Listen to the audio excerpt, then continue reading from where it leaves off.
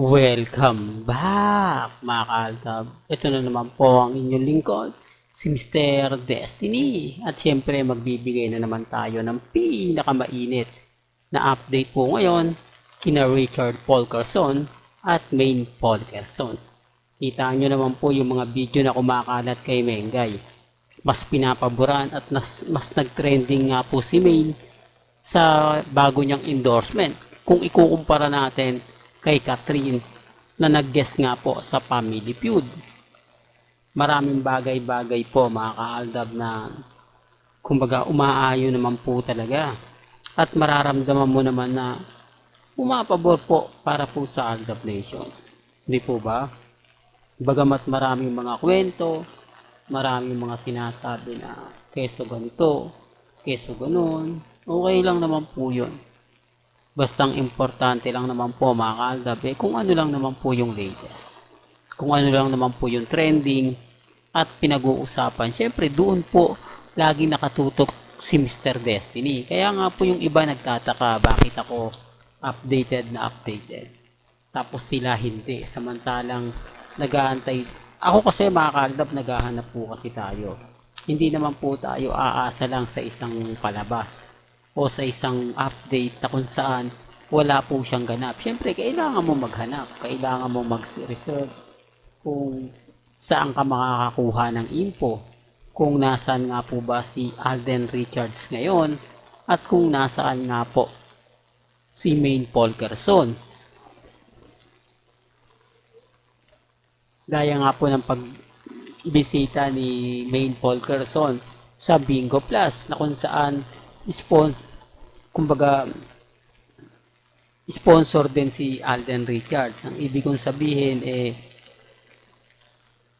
nasa dulo ng tila natin mga kaaldab, endorsement din po si Alden sa Bingo Plus sa Color Game.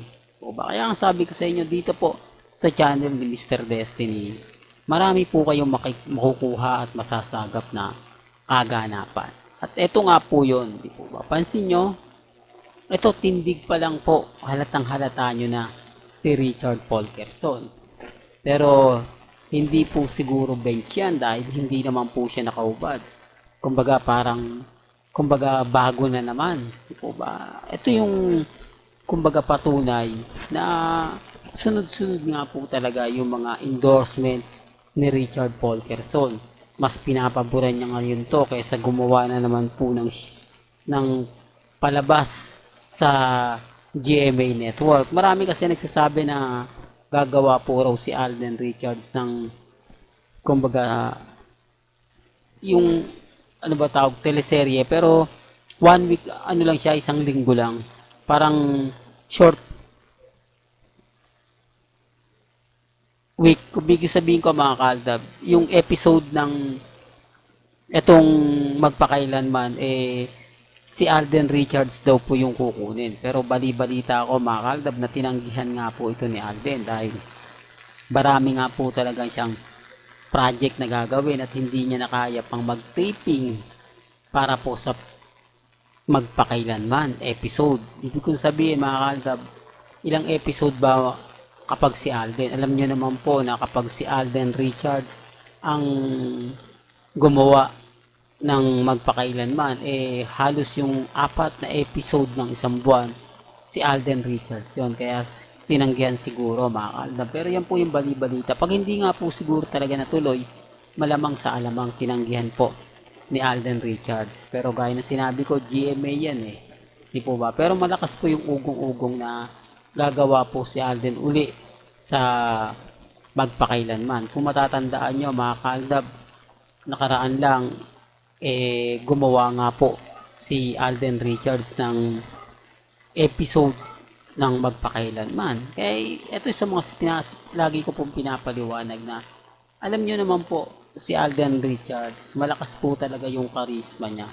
Malakas talaga yung hatak niya sa mga viewers, lalo na po sa mga fans na kapag si Alden Richards yung gumawa ng isang episode, lalo na nga po kapag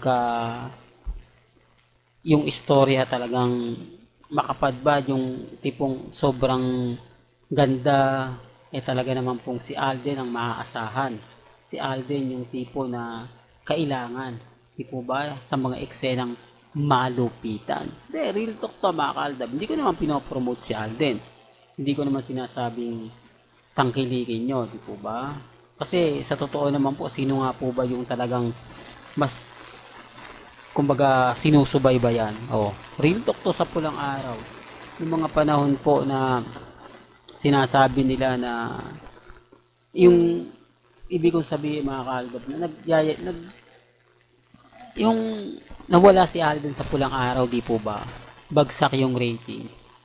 Ramdam nyo yung nasa Canada po sila ni Catherine Bernardo. Yung ratings ng pulang araw bumaba. Tapos siyempre hindi gaanong naipapalabas si Alden. Tapos wala ganong promotion. Di po ba lagpak?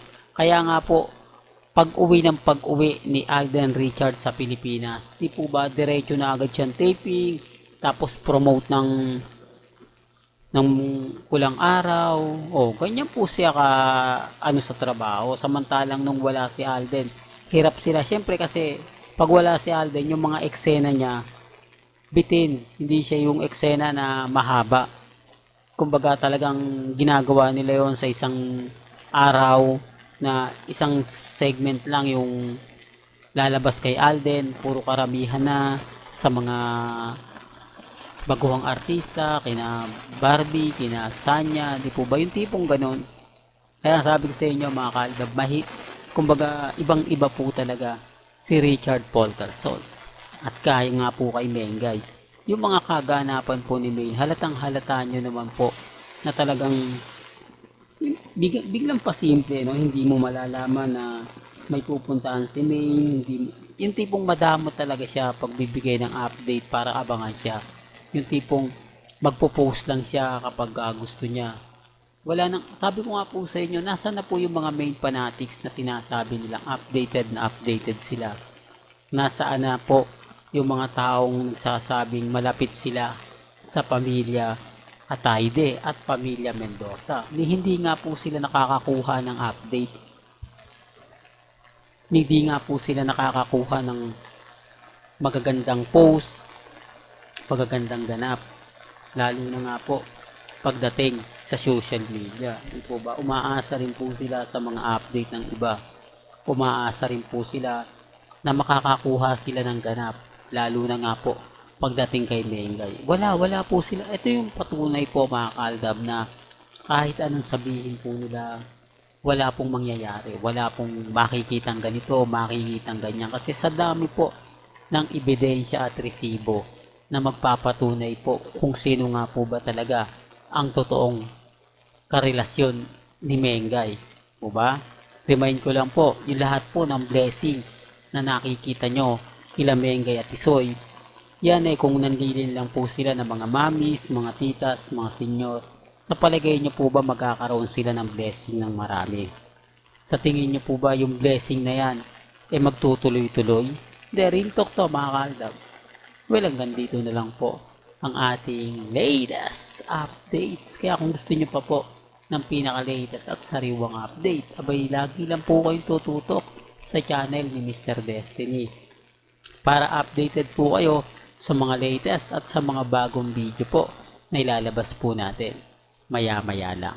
Kaya kung bago ka lang sa channel na to at isa kang true-blooded Aldab Nation na nagmamahal kina Mengay at Tisoy, tama po ang channel na pinuntahan mo, kaya consider na po kitang bagong subscriber. At huwag mong kalimutang i-share ang mga video po natin sa mga mami, sa mga titas at sa mga senyor. Hanggang sa muli, salamat po sa panonood at pakikinig.